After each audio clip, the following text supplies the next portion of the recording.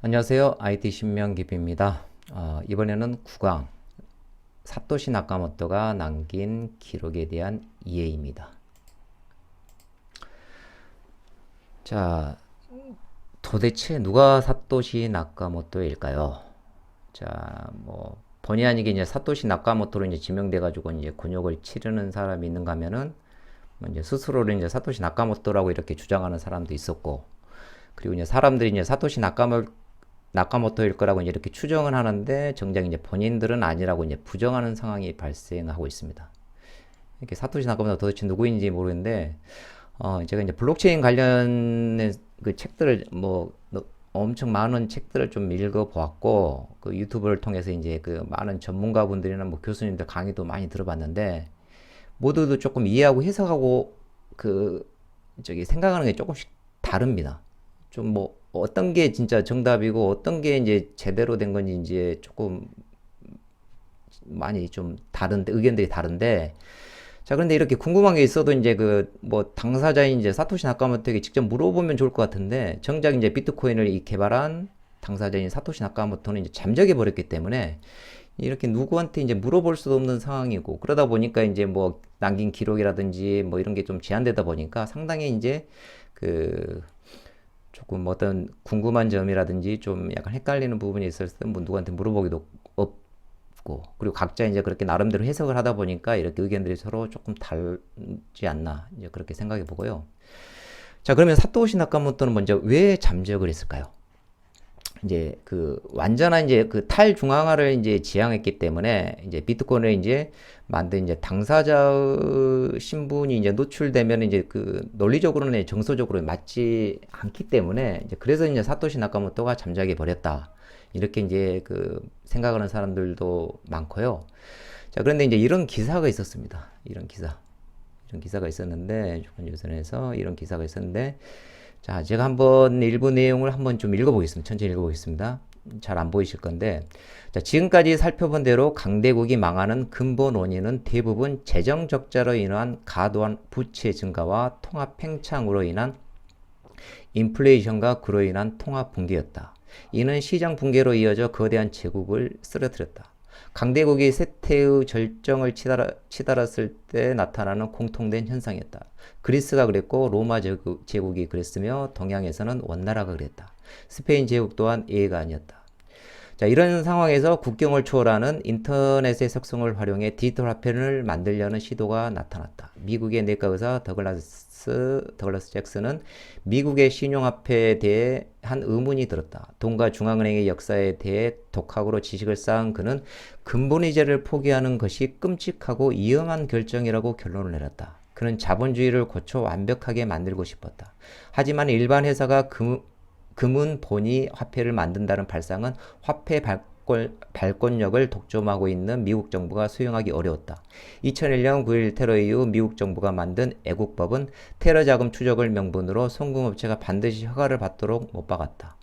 미 재무부는 애국법 제정 5년 전부터 사업을 시작한 이골드 역시 송금업체로 규정하고 법무부와 공조해 이골드를 수사했다. 설상가상으로 이골드로 아동 음란물을 구매한 사용자가 덜미를 잡혔다.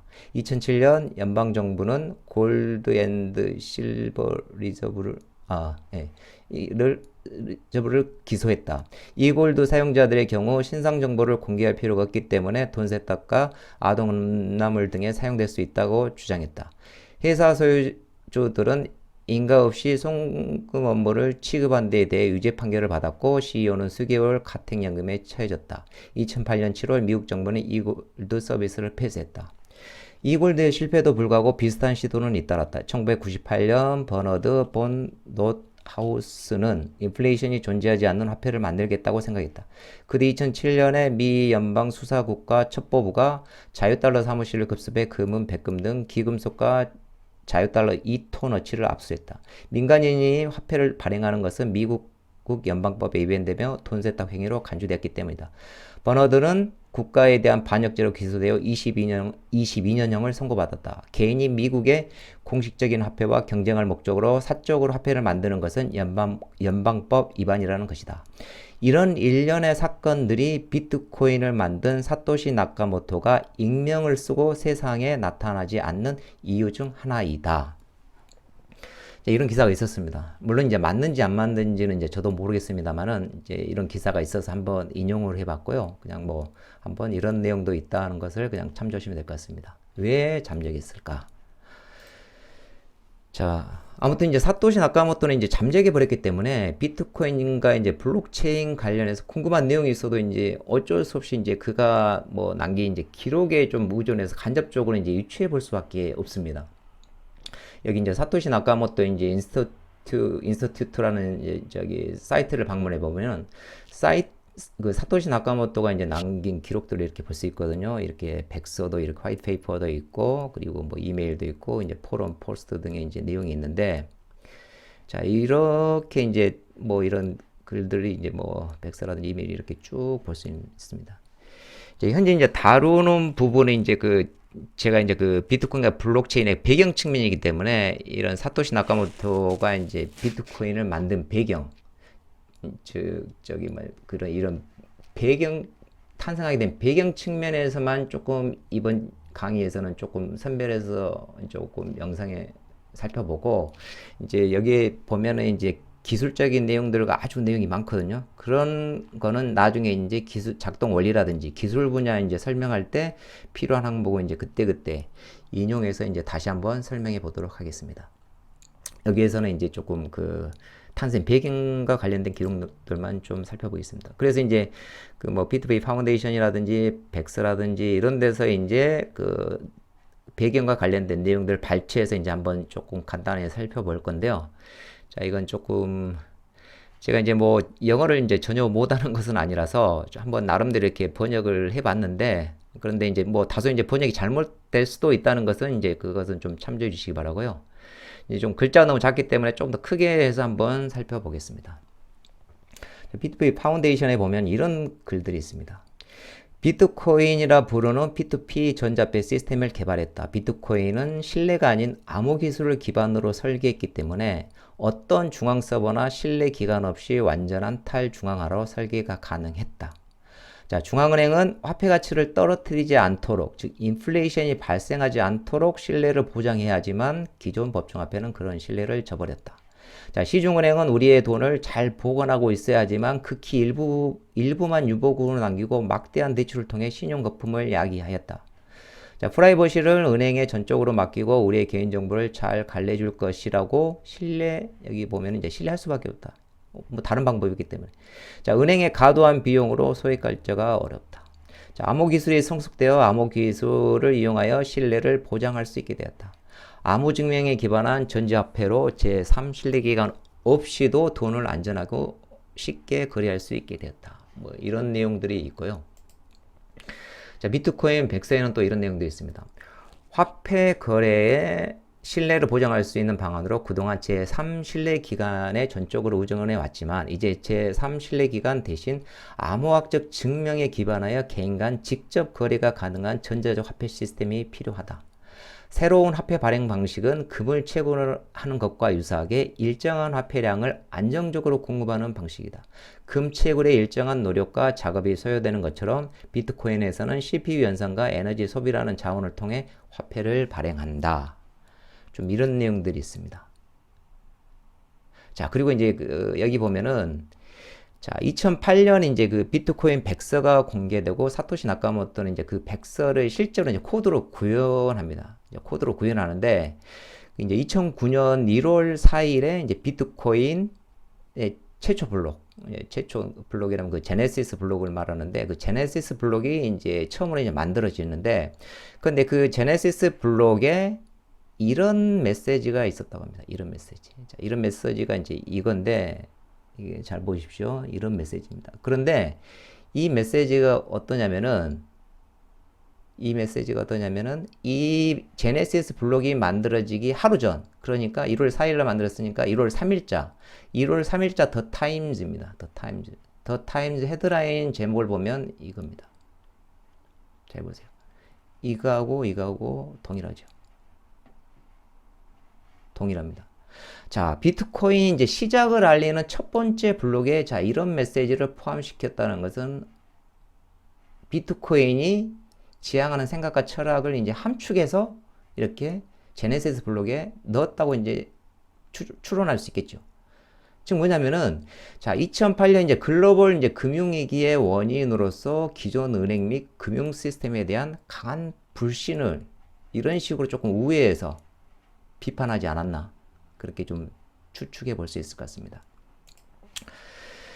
자, 그리고 이제 이메일에서는 이제 그 비트코인을 그 만든 배경 등에 대해서는 이제 설명하지 않고 대부분 이제 기술적인 내용들을 다루고 있는데 여기에서는 이제 그 배경과 상관없이 그냥 간단히 이제 이메일도 기록물이 있었다는 것을 이제 하나 그 대표적인 메일 하나 소개해 보겠습니다.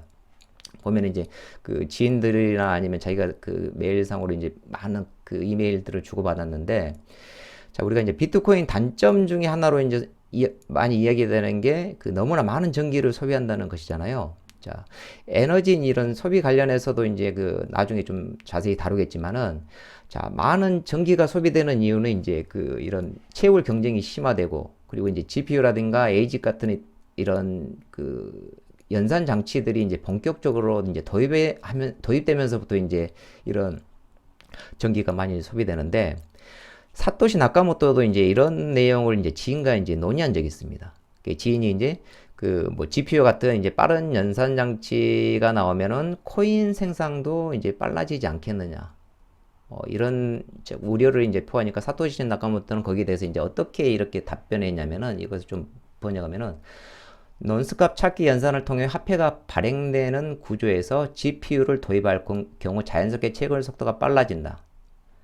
근데 난이도 등을 설계하여 하루에 발행되는 화폐가 항상 고정적이게 설계했기 때문에 큰 문제는 되지 않지만 제가 이제 그 난이도 개념을 1강에서 아마 설명했던 걸로 기억되는데 뭐 다시 설명을 드리겠지만 나중에 자, 이 난이도 등을 설계했기 때문에 아무리 그 연산 속도가 빨라지더라도 발행되는 것은 이제 발행되는 것에 대해서 우려를 했거든요. GPU라든가 이런 연산 속도가 빨라지기 때문에 당연히 화폐 발행 속도도 빨라지지 않겠느냐. 그런데 이런 이제 난이도 등을 했기 때문에 이제 화폐 발행이 빨라지는 것은 큰 문제는 되지 않겠지만 뭐냐면 대신 GPU 소유 노드가 CPU 노드보다 빠르게 채굴할 것이다. 가능한 한 GPU 연산을 지연시키기 위한 신사 협정이 필요하다.